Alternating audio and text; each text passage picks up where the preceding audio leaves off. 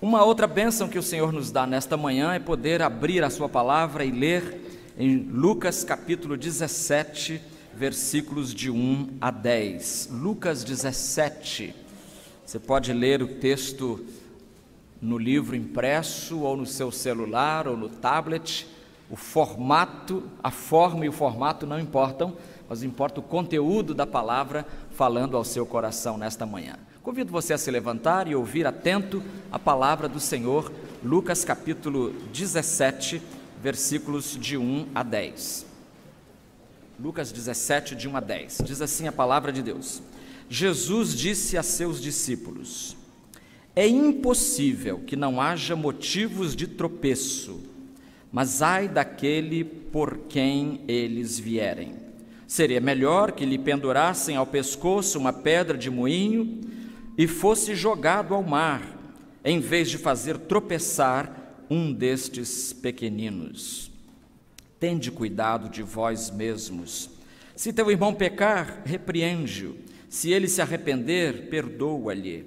Mesmo se pecar contra ti 7 vezes no dia, e 7 vezes vier a ti, dizendo: estou arrependido, tu lhe perdoarás. Então os apóstolos disseram ao Senhor: aumenta a nossa fé. O Senhor respondeu: se tivesseis fé como um grão de mostarda, diríeis a esta amoreira: arranca-te pela raiz e planta-te no mar, e ela vos obedeceria. Quem de vós, se tiver um servo que esteja lavrando a terra ou cuidando do gado, lhe dirá, quando ele voltar do campo: vem agora e senta-te à mesa? Por acaso não lhe dirá, pelo contrário: prepara-me a refeição, arruma-te e serve-me, até que eu tenha comido e bebido, e depois comerás e beberás? Por acaso agradecerá ao servo, porque este fez o que lhe foi ordenado? Assim também vós, quando fizerdes tudo o que vos for ordenado, dizei: somos servos inúteis, fizemos somente o que devíamos fazer. Oremos. Em tua presença, Senhor, nos achamos nesta manhã de sol, neste dia com muita alegria em nosso coração. A tua presença nos inspira, nos anima, nos impulsiona. E agora, aqui reunidos diante da tua palavra, nossa oração é uma só: que o teu Espírito nos fale à mente e ao coração. Em nome de Jesus. Amém. Servos inúteis, queiram sentar-se.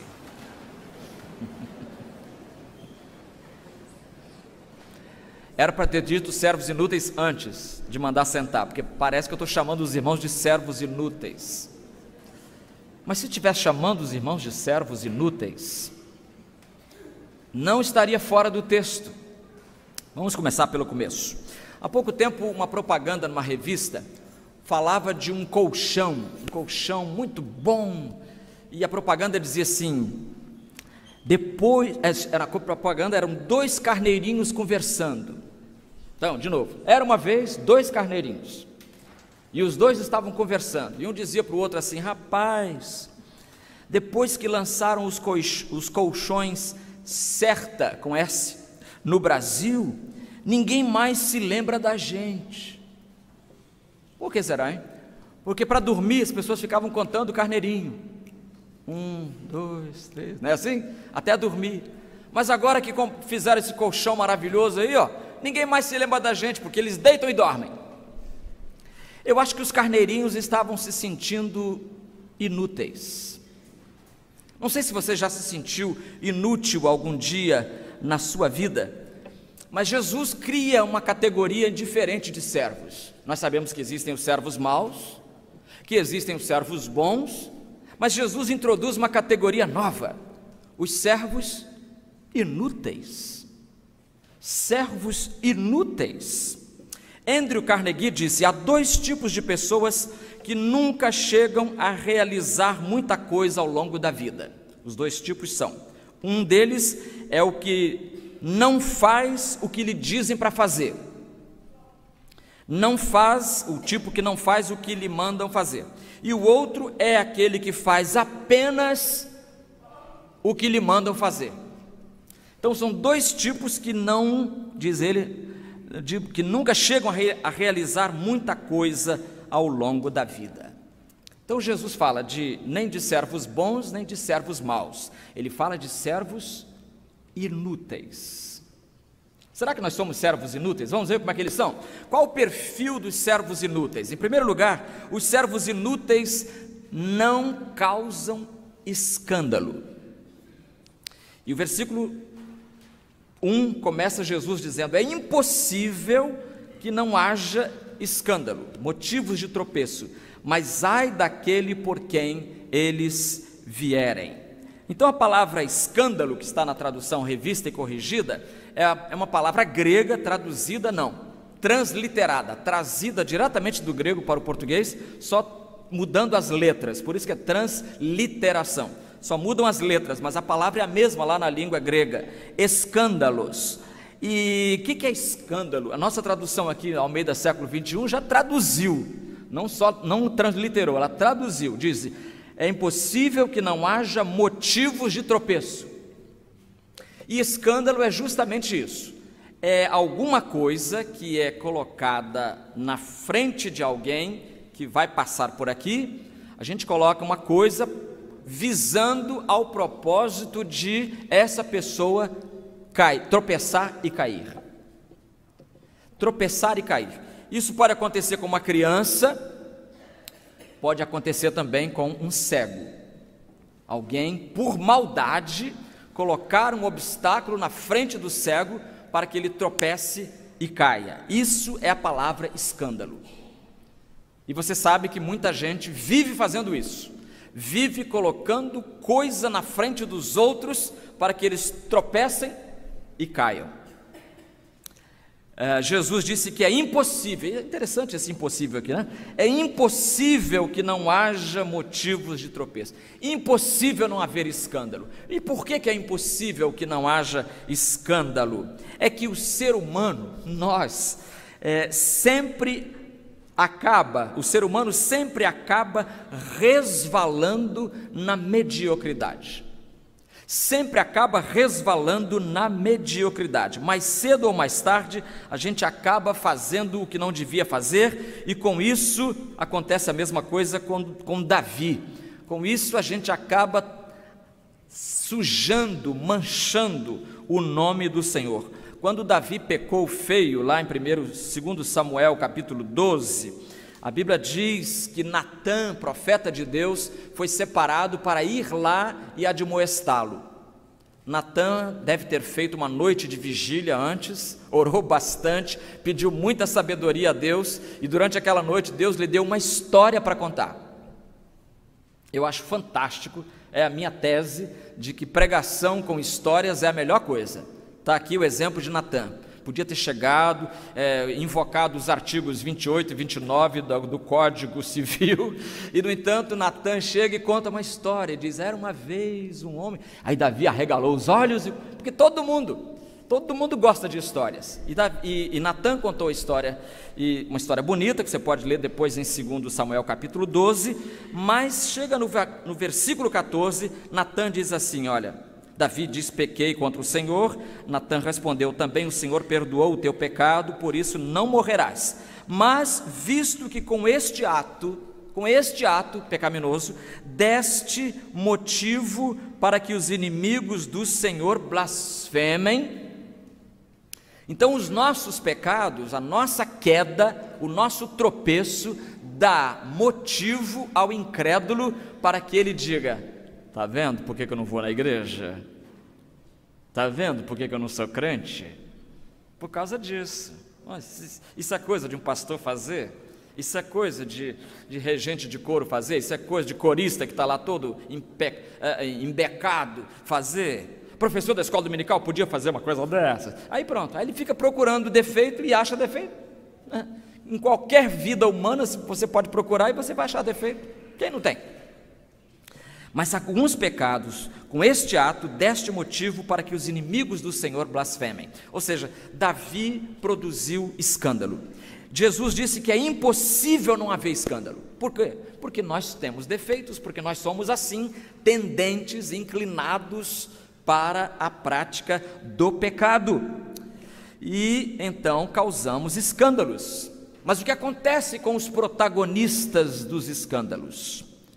Isso que nós não podemos parar. É impossível que não haja escândalo, mas ai daquele por quem o escândalo vier. Ai aqui é uma expressão de lamento, de tristeza, e Jesus está avisando duramente que seria melhor, versículo 2, que lhe pendurassem ao pescoço uma pedra de moinho.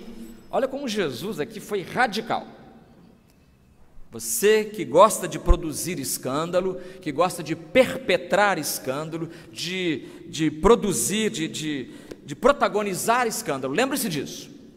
Jesus disse que é melhor que se amarre uma pedra de moinho, lembra que o moinho antigo tinha duas pedras, e uma em cima da outra, e uma ficava, elas ficavam rodando uma em cima da outra, e com isso triturava-se o trigo, ou o milho, ou o que fosse. Então seria melhor que lhe pendurassem ao pescoço uma pedra de moinho, e fosse essa pessoa jogada ao mar, em vez de fazer tropeçar um destes pequeninos. Irmãos, a Bíblia, Jesus pega pesado contra os produtores de escândalos. Escândalo não é coisa para a qual se deva fechar os olhos. Jesus foi radical, dizendo que seria melhor para essa pessoa, em vez de produzir escândalo, que antes ela tivesse uma pedra amarrada no pescoço e fosse jogada no fundo do mar. Eu acho que nós temos aqui, provavelmente temos aqui um trocadilho. Jesus falando de pedra de moinho no versículo 2, melhor que se amarre uma pedra de moinho, porque a palavra escândalo quer dizer pedra de tropeço. Pedra de tropeço. E agora Jesus está falando que seria melhor amarrar uma pedra de moinho.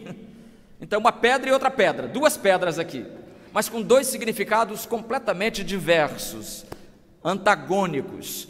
Com o escândalo nós derrubamos, com a pedra de moinho nós evitamos o escândalo, já que com essa pedra de moinho amarrada no pescoço, o sujeito vai para o fundo do mar e não volta mais, não vai produzir escândalo nem aqui nem em lugar nenhum, porque ele vai ser destruído, disse Jesus. Que coisa triste.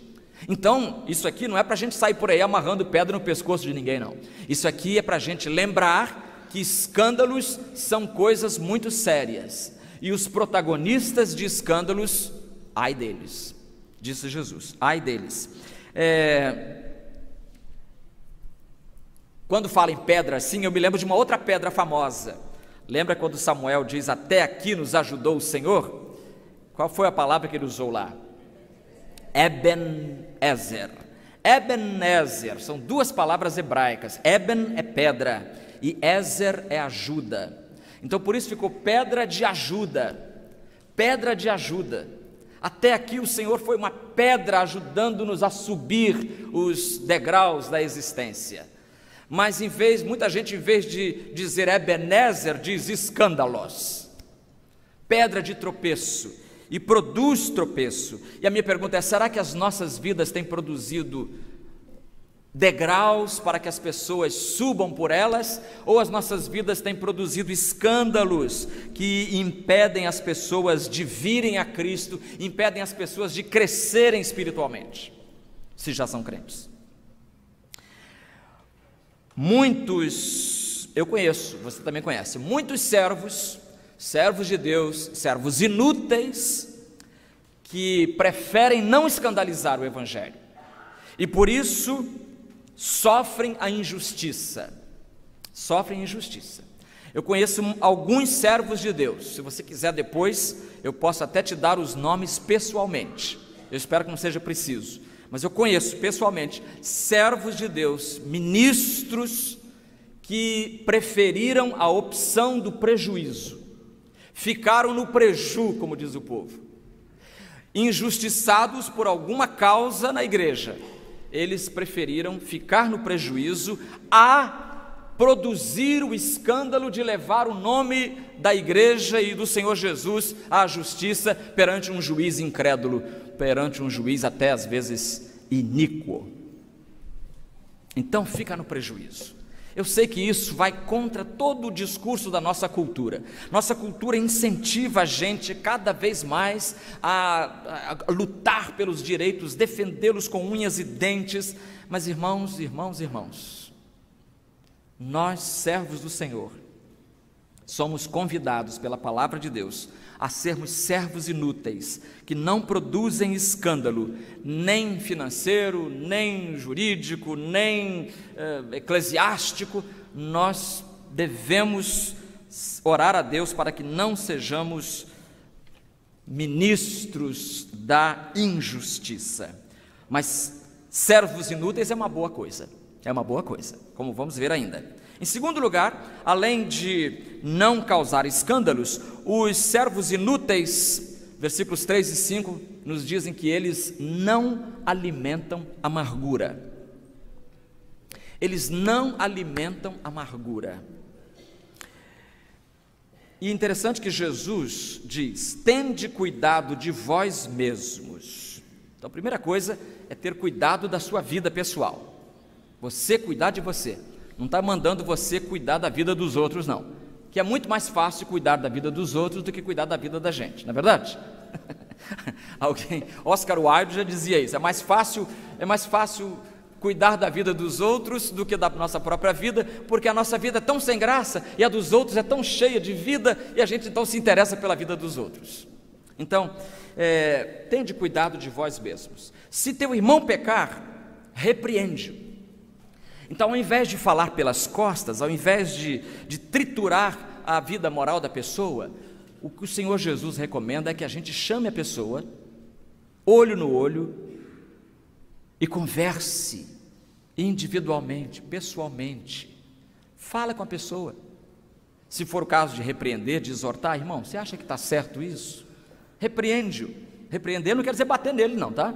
Repreender quer dizer a gente chamá-lo para raciocinar em Deus, chamá-lo para pensar os pensamentos de Deus e agir conforme Deus manda. Se teu irmão pecar, repreende-o. Se ele se arrepender, perdoa-lhe.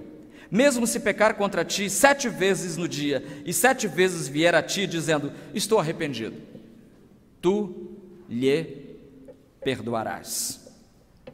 Então, Jesus manda conversar, confrontar, mostrar o erro. E essa atitude não é uma atitude de ódio, muito menos de vingança, é uma atitude de amor. Quando você chama alguém, conversa com a pessoa, não é assim que você faz com seu marido, com a sua esposa? Quando vocês divergem em algum ponto, vocês batem um no outro, é assim? E aí os vizinhos chamam a polícia? Claro que não. Vocês conversam e dizem: meu bem, vamos conversar aqui, vamos sentar aqui. Você acha que está certo a gente não pagar a luz esses 3 meses? A Light vai chegar aqui e vai cortar tudo. Você acha que está certo? Está certo. E se cortar, aí a gente fica sem televisão, não pode dar carga no celular. Realmente, não dá para viver sem energia.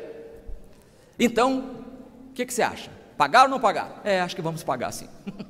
Ou seja, você tem que conversar, repreender, e se o outro se arrepender, você deve perdoá-lo. Deve perdoar essa pessoa. E se ela errar durante 7 vezes no dia, meus irmãos, 7 vezes, 7 desavenças no mesmo dia, temos que orar por esse casamento, né? Um casamento que durante o dia tem 7 encrencas, está precisando de um apoio externo, um apoio moral vindo de alguém, apoio até profissional, porque está perigando. 7 vezes no dia os pombinhos se bicaram. Então precisa de ajuda. Mas se isso acontecer, 7, claro que Jesus está exagerando. Jesus sempre apela para a figura do exagero, que é chamada em literatura de hipérbole. Jesus sempre usa uma hipérbole que é para chocar as pessoas, porque às vezes as pessoas têm a verdade diante de si, mas elas não acordam para essa verdade, então é preciso chocá-las. Machado de Assis também dizia isso, que às vezes é preciso exagerar na tinta para chamar a atenção do leitor. E às vezes o pregador também tem que fazer a mesma coisa, tem que chamar a atenção, exagerando a pessoa. Que isso, que exagero. É isso mesmo. é exagero mesmo, para mostrar que não deve ser assim. E aqui, irmãos, nesses dois versículos que lemos, o Senhor Jesus trata de um tema que é um dos, reputo, mais importantes da vida. Qual seria o tema? Vamos fazer uma pesquisa aqui. Qual seria o tema mais importante da vida? Eu sei que muita gente ia dizer comida, né? Outros iam dizer diversão, outros iam dizer estudo, outros iam dizer... Para mim, o assunto mais importante desta vida, no que tange a relacionamentos, é a capacidade de perdoar e de pedir perdão.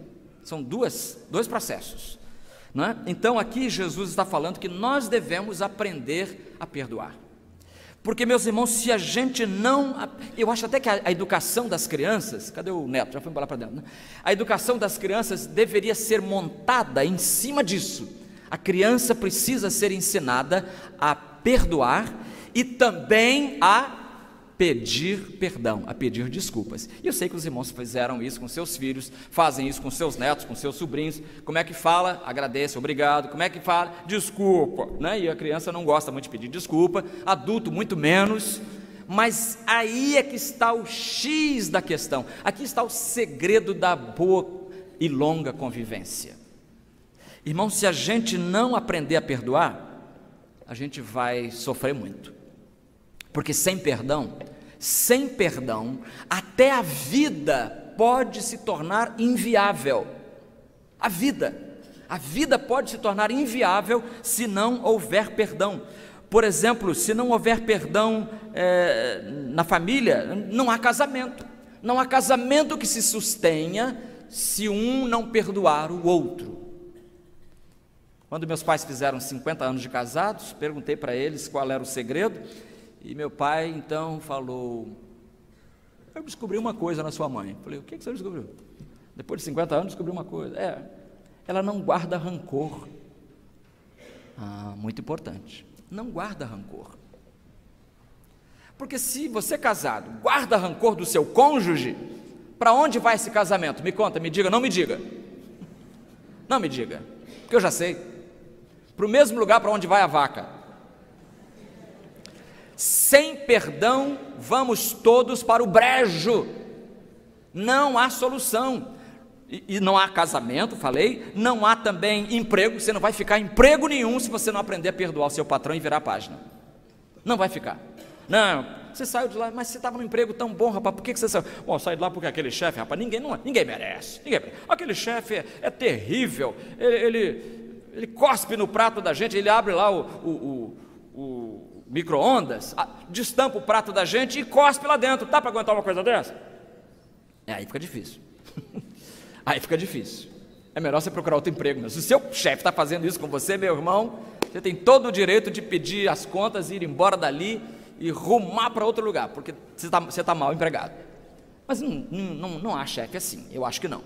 Mas no cotidiano da empresa existe isso. Se você não aprender a perdoar, você não vai parar emprego nenhum. E aí vai ficar sua carteira carimbada, assinada, dispensada, assinado, dispensado. É um histórico triste de alguém que não tem paciência com ninguém. Não é assim? É assim no trabalho, é assim no casamento. Sem perdão, ninguém permanece numa igreja. Se eu não perdoasse, eu não estava aqui esse tempo, já vou fazer 14 anos, não estaria aqui, irmão, se não perdoasse. Se não perdoasse, não estaria 43, 44 anos no ministério, já teria saído e ido embora. Para onde? Para todo lugar tem que ter perdão. Se eu vou para o emprego, eu tenho que perdoar. Se eu vou para a família, eu tenho que perdoar. Se eu vou para a igreja, eu tenho que perdoar. Ou seja, sem perdão, a vida não tem futuro, não. É preciso aprender a conviver. Sem perdão, a convivência na família vira pó. A convivência na família vira pó. Sem perdão, a família se esborou, ela se desfaz. E aí todos nós poderemos nos tornar vagabundos. Não vagabundos no sentido cardosiano. Fernando Henrique Cardoso disse que os aposentados eram vagabundos. Não é nesse sentido não, no sentido cardoziano, não. É no sentido mesmo comum de não ter o que fazer e não ter um propósito na vida, não saber perdoar, e aí a gente vai sair da família porque não dá para conviver com o pai, não dá para conviver com a filha, não dá para conviver com a sogra, e aí a gente vai morar onde? Procura saber a história, se aproxime uma hora dessa, procure saber a história de alguém que mora na rua.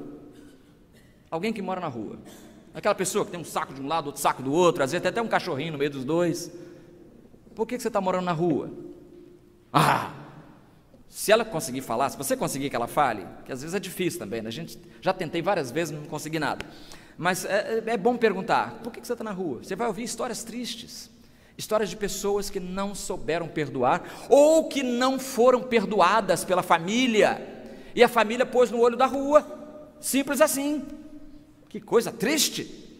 Então, se nós não aprendermos a perdoar, nós não vamos viver nem em família, nem como igreja, nem como funcionários, não vamos ter lugar na sociedade, porque todo mundo erra, todo mundo pisa no outro de vez em quando, querendo ou não querendo, a gente erra. Então é preciso que a gente aprenda a perdoar. E quando você aprende a perdoar, diz Jesus aqui, que beleza, que beleza. Mesmo se pecar contra ti 7 vezes no dia, e 7 vezes vier dizendo, estou arrependido, tu lhe perdoarás. Aí os judeus, os apóstolos, ouvindo isso, disseram ao Senhor, aumenta a nossa fé. Eu acho isso muito irônico, muito cômico. Eis aqui um texto cômico. Senhor, perdoar 7 vezes, então aumenta a minha fé, porque eu não estou nesse nível não. É como se dissesse isso, estou muito abaixo disso aí, aumenta a minha fé, porque eu não consigo perdoar 2 vezes em seguida, quanto mais 7, aumenta a nossa fé. E aí Jesus fala da fé, que mesmo pequena pode operar muita coisa, né? E por fim, a gente precisa lembrar, irmãos, que os servos inúteis, eles tanto pedem perdão, como eles concedem perdão. São 2 processos, como eu já disse, repito agora, para enfatizar, são 2 processos que têm tudo a ver com a felicidade nesta vida. É você ter a humildade, e os 2 dependem da humildade. Com a humildade você pede perdão, com a humildade você concede perdão. É preciso ter humildade para pedir perdão, nem todo mundo tem, você sabe disso. E é preciso ter humildade para dar o perdão, para não ficar, pois é, eu falei, avisei muitas vezes, eu disse, agora vai ter que me engolir, a lá Zagalo, agora vai ter que me engolir. Não tem esse negócio. Sejamos humildes, peçamos desculpas, sejamos humildes, concedamos perdão. É assim, é a dinâmica dos servos inúteis. Mas para terminar, os servos inúteis, no versículo 6 a 10, eles não se exaltam e nem esperam recompensas. Não se exaltam nem esperam recompensas. O versículo 9 resume o argumento de Jesus. Por acaso o Senhor agradecerá ao servo porque este fez o que lhe foi ordenado? Então você tem um empregado, ele dá a ordem, o trabalho é esse aqui, ele faz você, rapaz, vem cá, vou te dar uma medalha porque você lavou a louça depois do almoço, parabéns.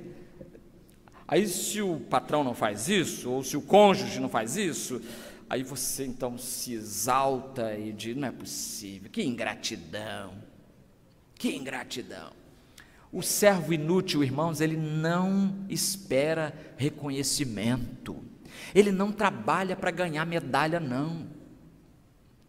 Os crentes servem ao Senhor, no serviço do meu rei, do seu rei, ele é feliz, não porque há uma medalha de ouro esperando-o na eternidade. E ao mestre alegremente, irmãos, deveis servir, ao Salvador bendito obedecer, seguir. E vamos nós trabalhar no labor, com fervor, a seguir a Jesus, com esperança e com fé e oração, até que volte o Redentor, sem esperar recompensa e sem se exaltar. O que Jesus está furando, o balão que Jesus está furando aqui, é o balão do exibicionismo. Há uma palavra que a Revista Corrigida usa, que ninguém usa muito, mas é uma palavra bonita, jactância. Não tem nada a ver com jaca. Jactância não tem nada a ver com jaca. Jactância é aquela sensação de que eu sou o melhor e que comigo ninguém pode. Os judeus tinham isso em relação aos gentios, estamos vendo isso em Romanos à noite. Os judeus tinham isso em relação aos gentios. Nós somos os escolhidos de Deus. E vocês? Ilustres desconhecidos, quem são vocês? Não, o servo do Senhor não faz isso. Não, eu dou o dízimo todo mês, sagrado. E ai da igreja se eu não fosse o meu dízimo. Uma vez um senhor falou comigo, não aqui no Rio de Janeiro, em outro lugar, me falou assim: nossa igreja é assim assado, mas se eu não desse o meu dízimo, era um senhor de posses, se eu não desse meu dízimo, eu duvido que pontinhos, falou um monte de bobagem. Eu simplesmente fingi que não ouvi, né? Me fingi de surdo. Às vezes tem que fazer isso para poder sobreviver também, né? Você tem que fingir que não ouve. O servo inútil tem um ouvido inútil, não ouviu nada. Não ouvi isso, não ouvi isso. É assim a vida, irmãos. Dar perdão, receber perdão, não se exaltar, não fazer que nem esse sujeito aqui, olha como é que Jesus gosta de exagerar para chamar a atenção da gente. 2 homens subiram ao templo para orar. Isso é bom, subir ao templo para orar é aconselhável. Orar em qualquer lugar, mas no templo, o judeu orava no templo, de preferência. Um fariseu e o outro publicano. Fariseu é o religiosão, aquele que tem uma ficha limpa, limpíssima. Ele acha que Deus deve favores a ele. E o fariseu de pé orava assim, consigo mesmo: ó Deus, graças te dou porque não sou como os outros homens. Já errou por aí, que ele é igual aos outros homens, se não pior, porque os outros homens, pelo menos alguns, são humildes, ele não era. Dou graças porque não sou como os outros homens, ladrões, aí foi adjetivando tudo, né? Ladrões, injustos, adúlteros, nem mesmo como esse sujeito que está aí atrás, que veio fazer oração, esse publicano. Que oração é essa? Que coisa ridícula é essa? Isso não aconteceu, não. Ou acho que não. Jesus conta como uma parábola, como uma história, mas eu duvido que não tenha acontecido, porque Jesus ficava de olho, ele via as pessoas e do comportamento delas ele extraía uma história para contar para os seus seguidores. Nem sou como este publicano, jejuo 2 vezes por semana. A lei judaica recomendava 1 dia de jejum por ano. Por ano. E esse aqui, olha a contabilidade dele, como é que está, super favorável a ele. Jejuo 2 vezes por semana, ou seja, 52 semanas, 104 vezes por ano, em vez de só uma vez. Ou seja, eu ganho de montão de todo mundo. Dou o dízimo de tudo quanto ganho. Ou seja, Deus me deve muitos favores. Se Deus não me abençoar, eu vou cobrar. Mas o publicano, lá atrás, em pé e de longe, nem mesmo levantava os olhos ao céu, mas lamentava-se profundamente, bater no peito ali, lamentar profundamente, dizendo: ó Deus, tem misericórdia de mim, pecador. Jesus disse: digo-vos que este último, desceu justificado para casa, e não o outro, pois todo o que se exaltar será humilhado, mas o que se humilhar será exaltado. Palavras sapientíssimas as de Jesus, muito sábias.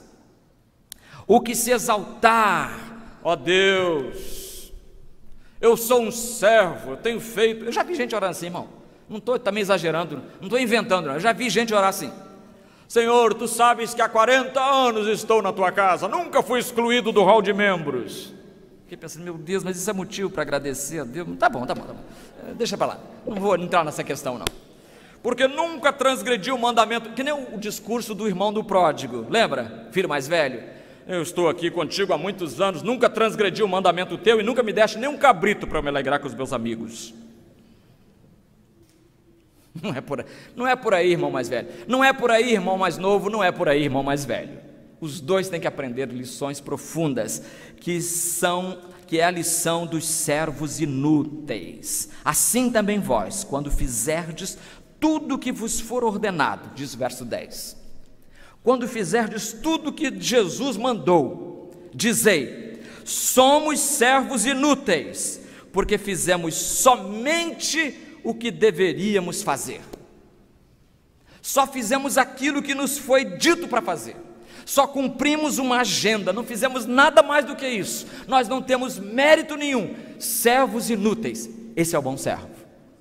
Então existe o servo bom, o servo mau e o servo excelente, que é o inútil. É aquele que cumpre a vontade do seu Senhor e não fica cobrando por isso, não fica se exaltando por causa disso, não fica ameaçando as pessoas por causa disso, mas ele faz aquilo que o Senhor mandou fazer. Senhor, nós queremos pedir perdão pelas vezes em que nos exaltamos e achamos que somos tão especiais, tão acumuladores de mérito, quando sabemos que não temos mérito algum, segundo a Tua própria palavra. Continua cuidando da vida de cada um aqui, Senhor. Que cada um aqui aprenda a perdoar, aprenda a esquecer mágoas, não conservar ressentimentos no coração, mas pelo contrário, deixar tudo nas Tuas mãos. Guarda o Teu povo, Senhor, de todo mal, inclusive desse mal, o mal de não ser um servo inútil. Ajuda-nos, pois, a Te servir na inutilidade das nossas vidas, colocando-as nas Tuas mãos, para que elas assim se tornem úteis diante de Ti. É a nossa prece, em nome do Senhor Jesus. Amém.